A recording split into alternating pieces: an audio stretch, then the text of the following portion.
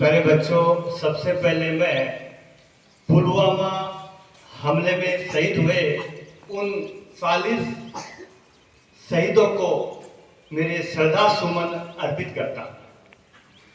आज ही के दिन 2019 में पाकिस्तानी प्रायोजित जैसे मोहम्मद द्वारा एक कायराना हरकत को अंजाम दिया गया था, जिसमें कश्मीर के पुलवामा में हमारे 40 CRPF के जवान शहीद हुए।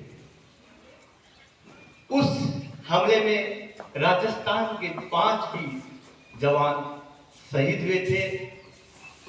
मुझे व्यक्तिगत तौर पे उनके परिवार के पास जाने का सानिध्य मिला। पूर्व मंत्री सुभाष जी महरिया के सानिध्य में सैनिक कल्याण कार्यालय में एक श्रद्धांजलि सभा का आयोजन हुआ था।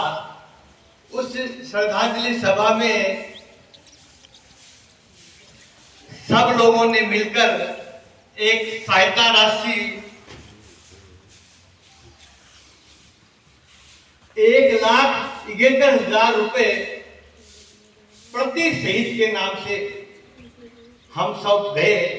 उनमें सबसे पहले हम गए थे जयपुर, सापुरा, वहां के सैनिक रोहतास लांबा, उनकी वीरांगना को 1,71,000 रुपए का चेक भेंट किया।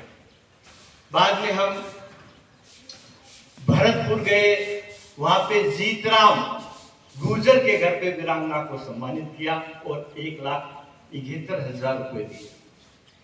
कोटा के हेमराज के घर पे गए, हम धौलपुर के भागीर सिंह के घर पे गए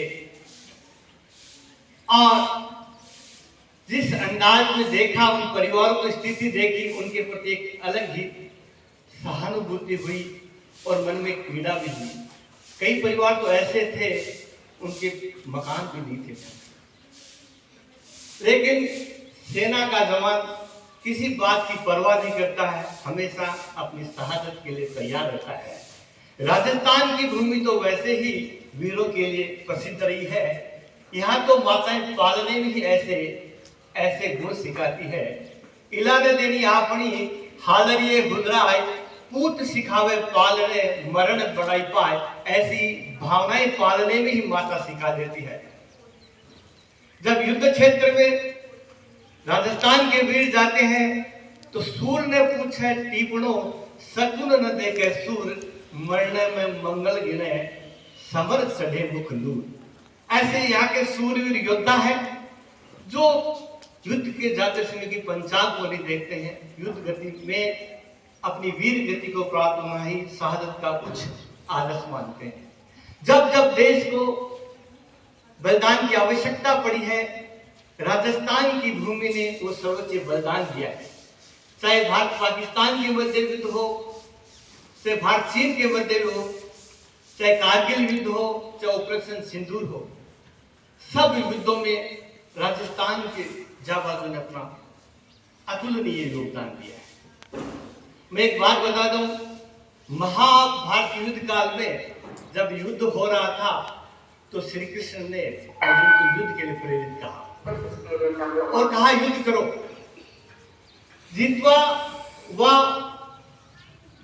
प्राप्त से महिम, हतवा व भोग से स्वर्ग। जीतोगे तो आप पृथ्वी के राजा बनोगे, हारोगे तो स्वर्ग को प्राप्त करोगे।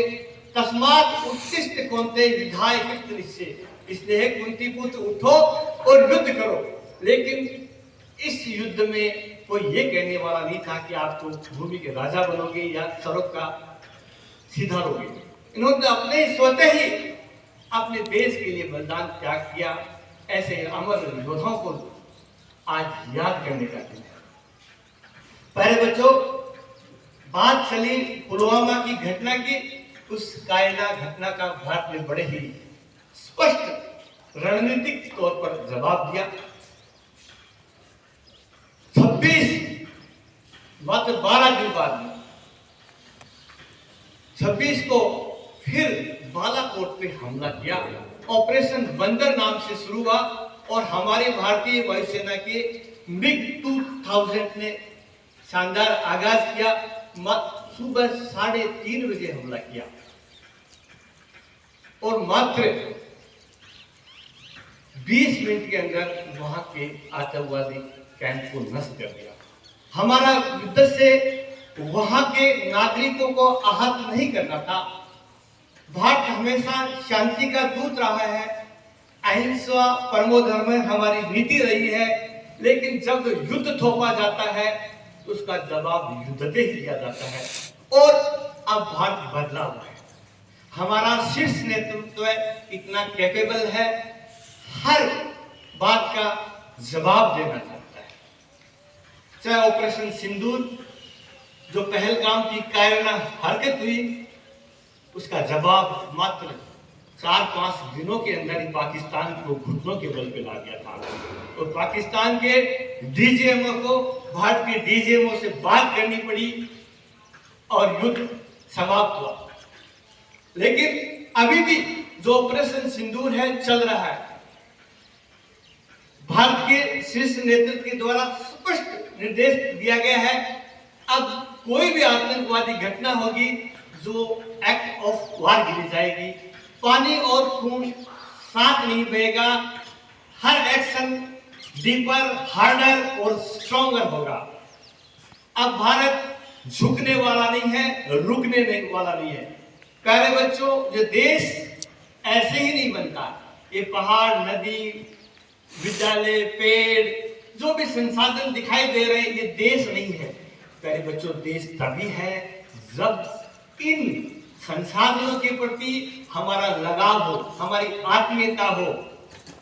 तो जो देश उन शहीदों की शहादत से बना है, उसको संभाल के रखें। आप ही देश के युवा हैं। जब युवा का देश के प्रति लगाव होगा, देश के प्रति सम्मान होगा, तो निश्चित ही जो आने वाला युग है वो आपका है, नवयुगों का है। भारत अखंड था, सोने की चिड़िया था और सोने की चिड़िया फिर होगा। लेकिन आप अगर मेहनत करोगे, लगन के साथ देशभक्ति की भावना रखोगे। अभी आपने देखा अमेरिका ने 50% टैरिफ लगाया था, फिर भारत की कूटनीति के बल पर चंद ही दिनों में वापस वो फैसला वापस लेना पड़ा और अब टैरिफ मात्र 18% रह गया और कुछ क्षेत्रों में तो टैरिफ बिल्कुल शून्य हो गया।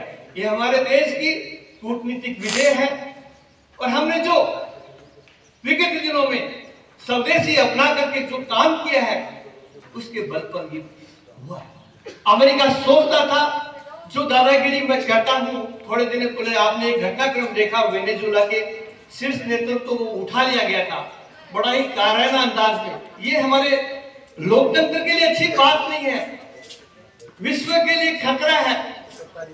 हमने भापा उसको, हमारे शीर्ष नेतृत्व ने एक निर्देश दिया कि स्वदेशी अपनाओ, और स्वदेशी अपनाएंगे तो प्यारे बच्चों हमारे देश में जो समाज बन रहा है, हमारे संसाधन है, उनका विकास होगा, हमारे लोग नौकरी पे लगेंगे, उनको धंधा होगा, हमारी जीडीपी ग्रोथ होगी, हमारे संसाधनों पे हमारा अधिकार होगा और हम सबल होंगे, हम आत्मनिर्भर होंगे।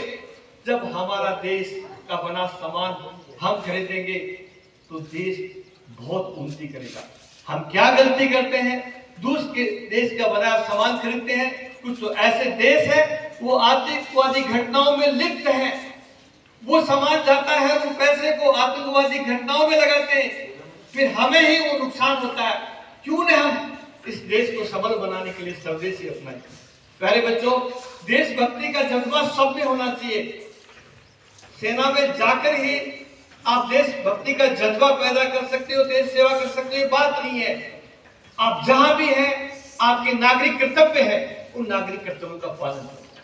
प्यारे बच्चों, नागरिक कर्तव्य का पालन करोगे, हमारे संविधान का पालन करोगे, निश्चित ही हमारा देश उस पायदान पे पहुंचेगा जो सोने की चिड़िया कहलाता था।